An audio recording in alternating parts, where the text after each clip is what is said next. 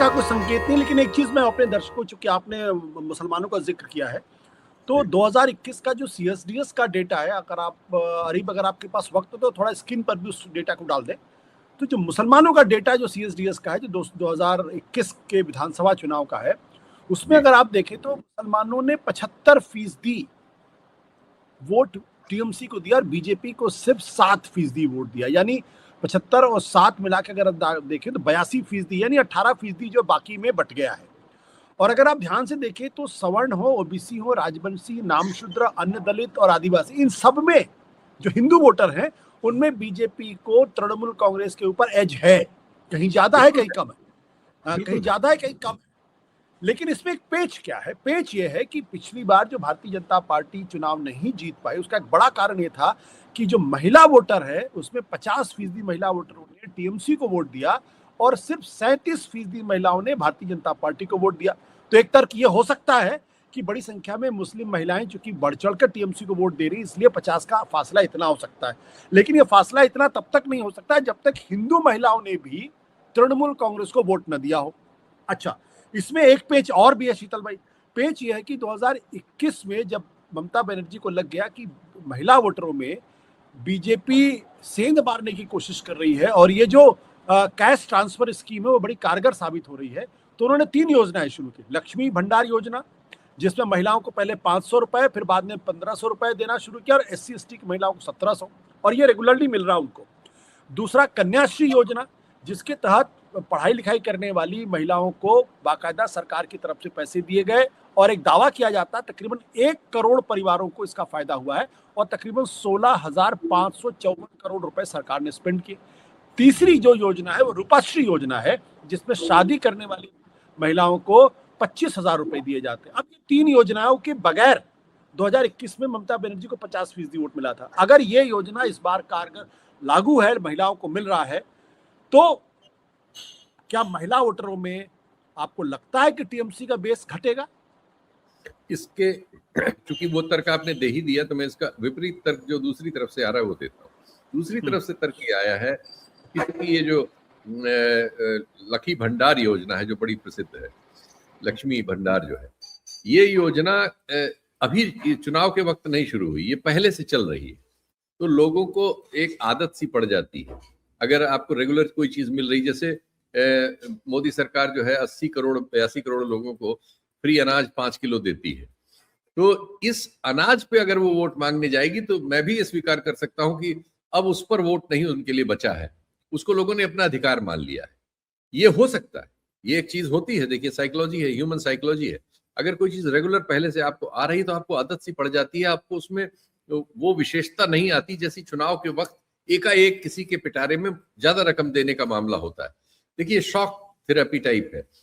बिहार में कुछ नहीं दे रहे थे, एकाएक चुनाव में 10,000 रुपया दे दिया, ड्यूरिंग इलेक्शन उन्होंने बांट दिया, क्योंकि इलेक्शन कमीशन उनके साथ था, उसने उस पर कोई आपत्ति नहीं की और आराम से उन्होंने उसको बांट दिया और उसका असर पड़ा। ऐसा मध्य प्रदेश में हुआ कि उन्हें पता था कब डेट अनाउंस होने वाली, उसके ठीक पहले उन्होंने दे दिया था और इसकी उसके बाद उन्हें बांटने पे कोई आपत्ति नहीं हुई। चुनाव आयोग, इसमें चुनाव आयोग की बड़ी भूमिका होती है। ममता बनर्जी के लिए सुविधा नहीं थी कि चुनाव आयोग उनको चुनाव के दौरान पैसा बांटने देगा। उन्होंने जो भी स्कीम की है वो पहले की। तो एक तो इसमें ये है, ये एक तर्क है। दूसरी ओर आसाम में हमने देखा कि करीब 18,000 रुपए 40 लाख महिलाओं को दिया गया ड्यूरिंग इलेक्शन, या बस इलेक्शन से ठीक पहले। उनको भी डेट्स पता थी, ये एडवांटेज उनको था। ये एडवांटेज ममता बनर्जी को नहीं था। एक तो ये लेना है। दूसरी बात ये सही है कि महिलाओं में ममता बनर्जी के पक्ष में समर्थन है था, लेकिन महिलाओं के सैंपल्स सर्वेक्षण करने वाली संस्थाएं चाहे जितने दावे करें, ये सच्चाई है कि उनके पास महिलाओं के उतने सैंपल्स विभिन्न सेग्रीगेटेड एरियाज में नहीं होते। कुछ होते हैं, बहुत सी वोकल महिलाएं हैं, उनके पास हो सकते हैं, लेकिन अगर हम उसका सेग्रीगेशन करें उम्र के हिसाब से, जैसे हम पुरुषों के मामले में करते हैं, आय के हिसाब से, जाति के हिसाब से और इन सब चीजों से, तो सेग्रीगेटेड डाटा महिलाओं का नहीं होता।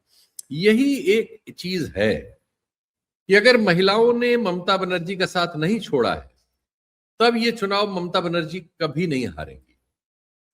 लेकिन अगर ममता बनर्जी का साथ महिलाओं ने भी छोड़ दिया है यानी उनका जो प्रतिशत रहता है 49-50%, उसमें कुछ कमी आई है, तो फिर उनको कठिनाई हो सकती है।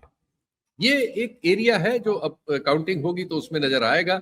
अभी तक जिन लोगों से मेरी बात हुई जो फील्ड में थे, जिन्होंने कुछ महिलाओं से बात करने में सफलता पाई, सबके पास बहुत महिलाओं के सैंपल नहीं थे, उनका कहना है कि वो इंटैक्ट है, बल्कि गरीब महिलाओं में ज्यादा इंटैक्ट है। तो इस ये बात जरा गले से उतर नहीं रही है।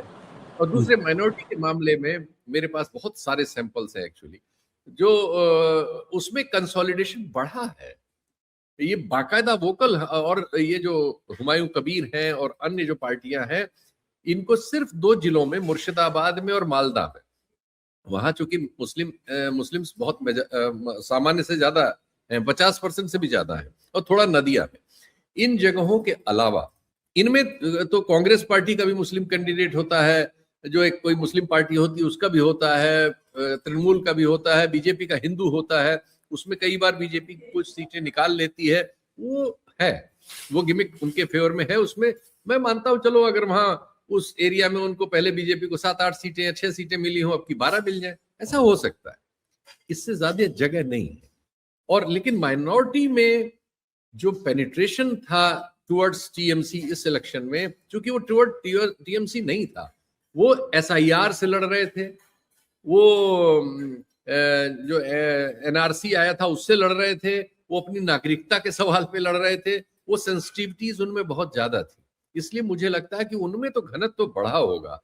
अगर पिछले चुनाव में सीएसडीएस 75% कह रहा है, तो इस चुनाव में मुझे लगता है वो 76-77% कम से कम होगा माइनॉरिटी में इन फेवर ऑफ तृणमूल। ये सब चीजें मिलजुल के इसके आकलन को बहुत कॉम्प्लेक्स बना रही है। लेकिन ये सही है कि बीजेपी ने इस चुनाव में बहुत ज्यादा जोर लगाया। चुनाव आयोग ने उनकी ऐतिहासिक मदद की। जिस तरह से चुनाव हुआ वो असाधारण था।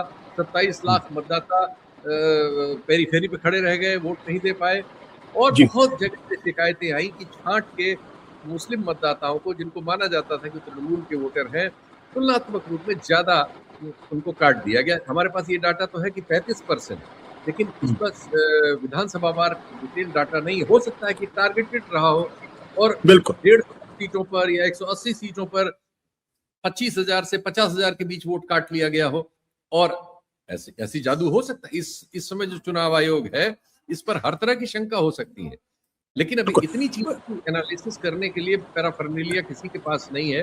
टुकड़ों में चीजें आ रही हैं, नतीजे आएंगे तो देखा जाएगा।